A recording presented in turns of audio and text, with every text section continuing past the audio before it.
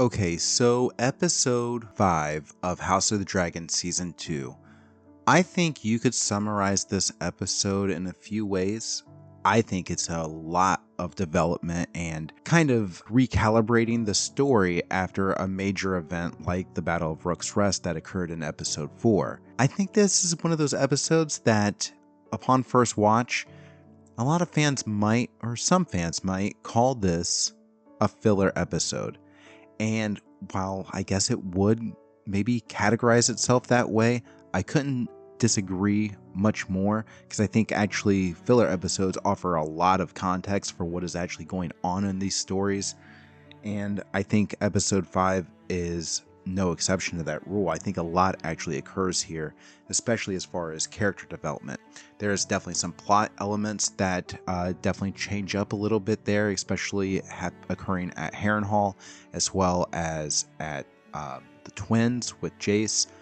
There's a lot of interesting stuff that happens here. But the first thing that jumped out at me in what I was wanting to explore the most after episode 4 is I want to see Corlys' reaction. I want to see the emotional reaction to what happened in episode 4, and we got that. I liked his interaction there with Bela. I never knew Bela was going to be this, this treasure chest of wisdom for, her age, but to communicate some of these things to Corlys, I thought was really a great moment. I really did like that last line of hers that she said, "I'm blood and fire, and you need somebody that is salt and sea." I think that was a nice little touch. But the biggest thing, though, is you do see Corlys distraught. You do see him at a loss and kind of scrambling for what is any of this for? What has any of it been for? And Bela makes it sound like everything, his entire legend has been built up on trying to appease Rhaenys. I don't know if that's entirely true if you read the source material, but definitely in this story, I think a part of that is true. So much of his pride had been derived from him wanting to pursue Rhaenys' claim and then ultimately his son's Laenor's claim. So I thought that was a really good interaction. I just watched this episode, so it's going to be difficult for me to go back and be able to look at direct quotes and stuff. But one thing I also really loved is I love watching the Greens continue to fracture and yet realign themselves and then fracture some more, with Aegon basically being, put on the sidelines now. And this tension between Alicent and Aemond. I mean, whatever we thought we saw last episode between Alicent and Aegon that sent Aegon over the top to actually fly into Rook's Rest and get himself hurt, that is nothing compared to the tension between Alicent and Aemond. Where Aemond, maybe he notices it, maybe he doesn't, but he's so kind of narrowed down his focus on being the leader, and I know a lot of people seem concerned, and everybody keeps saying, what Aemond is. By everybody, it's really just Alicent.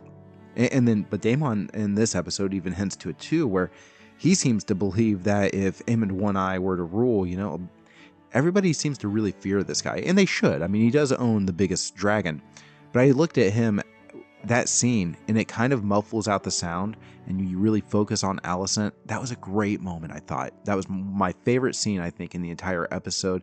I'm sure you have something different that you enjoyed. That was my favorite. And I love that last line though, where Aemond says, they cut down the rat catchers. Like, he's fed up with all the nonsense too. Like, let's get serious and go win this war. That's what Aemond believes he has the experience to do. Whether he's actually experienced enough to do that or not doesn't really matter. He believes it. He is willing to be assertive. He is a voice that will be listened to. He's not going to be challenged the way Aegon was. People fear Aemond. They know that he's skilled with a sword. They know that he's obviously a skilled dragon rider. He's defeated the biggest dragon, the perceived biggest dragon for the Blacks with Meleys. So it's really fascinating to watch that grow. If there's one issue that I would say on the green side that I really wanted to see a little bit more out of is Helaena, but I really did love that final scene with her showing up there while Aemond is looking upon the throne room. and she basically asked him if it was all worth it. I want to see that explored so much more. I want to see Helaena explored so much more. I've read the books. I know where this is going, and what I'm excited about with House of the Dragon, or what I've been excited about with House of the Dragon, is how we actually get there. There's not a lot of depth given to these characters and these different plots. There's really just bullet points in the book, and House of the Dragon, I think up to this point, even on episodes I don't like, even in certain changes I'm not a big fan of, they've done a great job at fleshing this story out, so much more than what's actually written in the pages of that book, of Fire and Blood.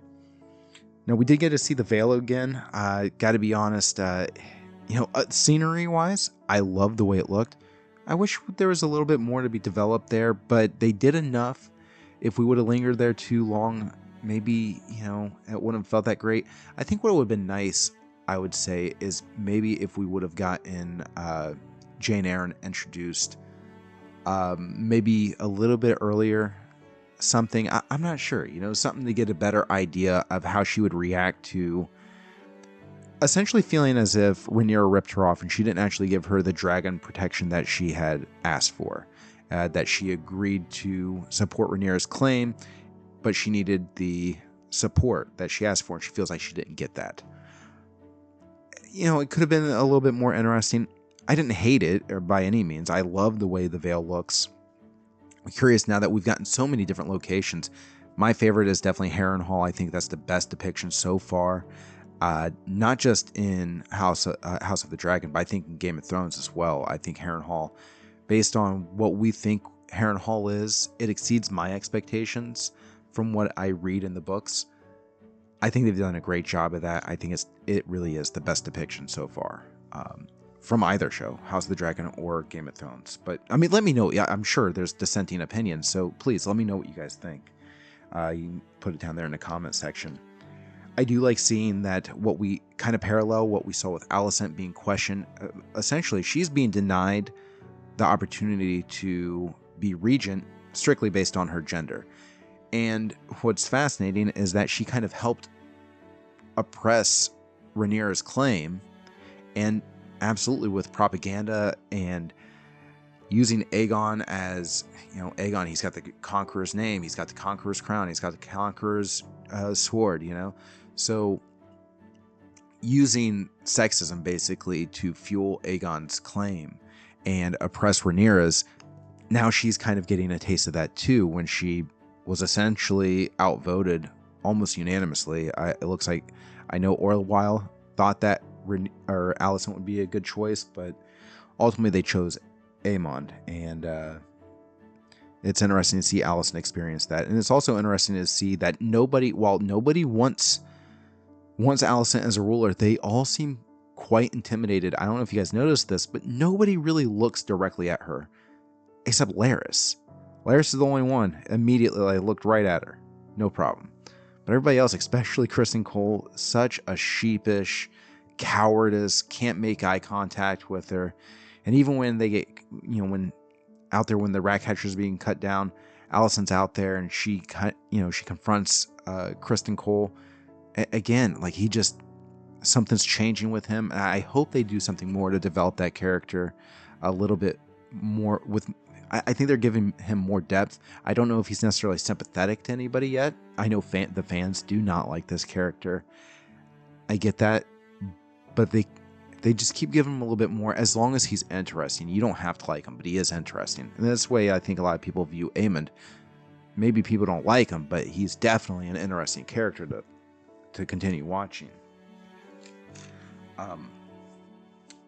One other thing I really wanted to make sure I talked about is Jace.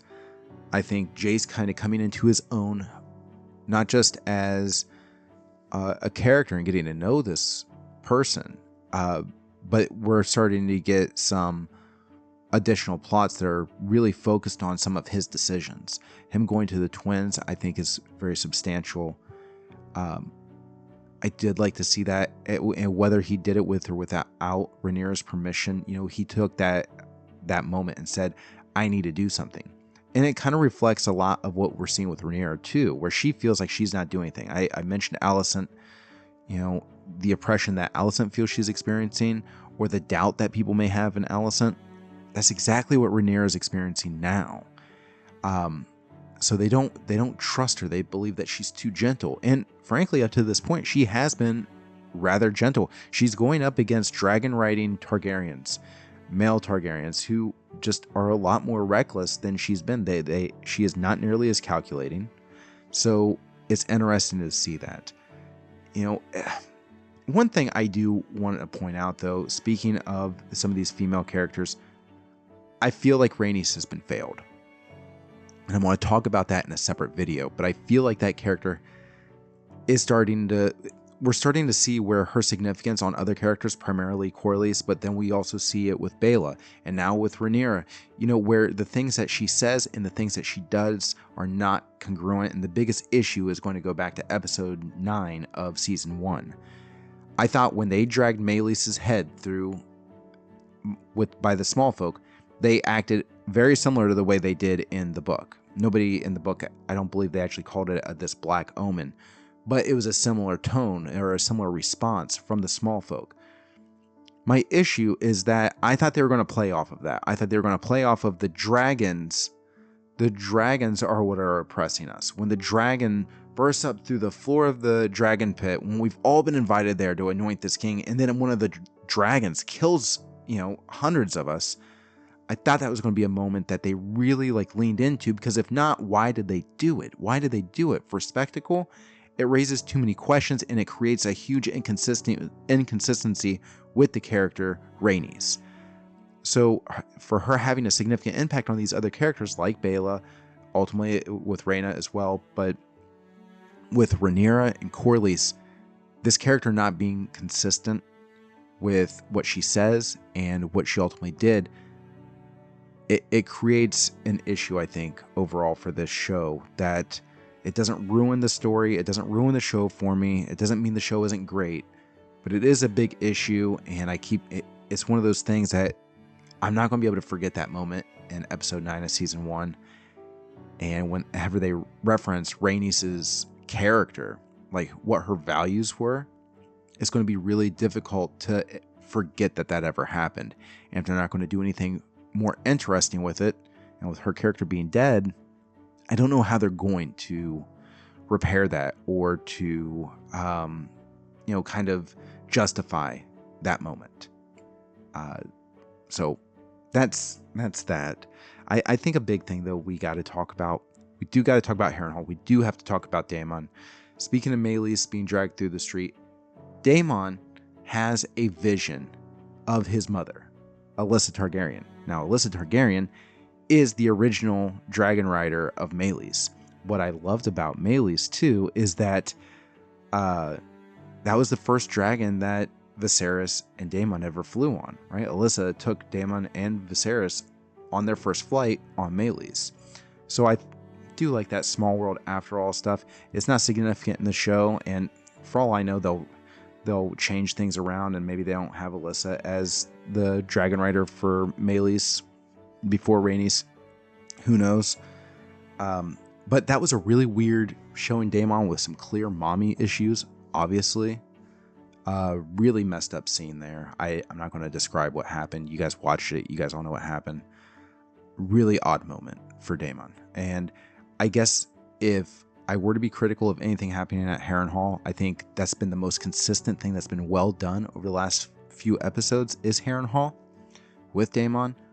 But these visions start to distract from what he's actually doing there. There is an actual plot occurring at Harrenhal, and I do feel like you're going to want to go back and rewatch this episode, especially the Harrenhal plot. Even if you thought this was filler, you're going to want to go back in and see what that filler was actually about, because I think you're going to remember those moments, and what you're really going to remember are these visions and his hallucinations. He saw Helaena again. So we're going to focus on what did those visions mean, and we're going to forget about the actual plot that's unfolding for Harrenhal, why strategically it matters in this war. Why is uniting the Riverlands so important? Why was it so, and how does that tie into Jace going to the twins? How does that tie into Rhaenyra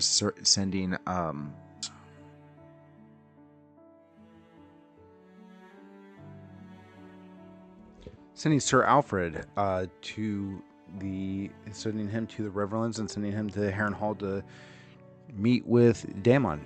There's a lot of things that I think that if we go back and look at this episode, we're going to find as really fascinating. And I encourage you to go rewatch those scenes there at Harrenhal. I think that's going to be the most important details that I think that could have been overlooked, because we're focused on these visions. And if you're thinking that this is a filler episode, I refute that. I don't believe in filler episodes usually. Usually there's something else being added. Either it's character development, it's world building, something is happening there. But as far as this episode in its entirety, is it my favorite? I don't know. Definitely not my favorite episode, but I don't think it's a bad episode. And one thing I really love is that this episode does not end with one of those controversial endings where we have to justify, why did they change this? Why did they change that? I like the episode in its entirety. I like the ending because we get Rhaenyra and Jace. You got these two characters that are being confronted with. Nobody wants them to get in the mix. Everybody's fighting for their claims. Really at the end of the day, they are fighting for Jace's claim as well. But they have to get Rhaenyra's claim defended finally and seat her on the Iron Throne for Jace's, for his claim to ever even matter someday. But they're both anxious to participate. They're both anxious to find their role in this, other than just sitting there on Dragonstone protected. So Jace going off on his own to the twins, I think was a big moment. And now you're seeing Rhaenyra is kind of a slow burn. They're taking their time, but they are eventually pushing this character to her limit. She's getting too close to an edge here, where her being patient and not being super aggressive has continued to backfire on her. And then she finally does get aggressive, and she allows Rhaenys to go fight in Rook's Rest, but then she's immediately punished for it. So it's a damned if you do, damned if you don't type of thing. And eventually, I feel like that is going to absolutely wear on this character. And I think we're starting to see that occur now. But I do like what they say when they start talking about other potential relatives of Targaryens who have gone by different names. They're looking into it. What they are essentially doing is establishing the dragonseed plot. Now, if you've read the book, Fire and Blood, or The Princess and the Queen, you know what is coming. And this is one of the more exciting moments. I think something that a lot of people are interested in seeing, mainly because we're going to get a look at two more dragons that I think are going to be really exciting for a lot of people to see. There's a few more dragons, but the ones that they mention, I'll go ahead and talk about those, is Vermithor and Silverwing. So these are dragons that were ridden by the great King Jaehaerys and his queen Alicent. So these characters have a lot of history, and to bring them on their side to take on Vhagar, two dragons that Rhaenyra feels confident would push Vhagar, that they feel that they would equal the fight. They would feel like they can challenge Vhagar. So it's interesting to see where they're going with this. How are they going to implement this dragon seed plot? I'm still very fascinated to see that. Pay attention to the small folk, what we're seeing there. I think a lot of interesting things have occurred in this episode. I'm looking forward to rewatching it so I can refine my thoughts and give you guys a real good analysis of what I think happened here.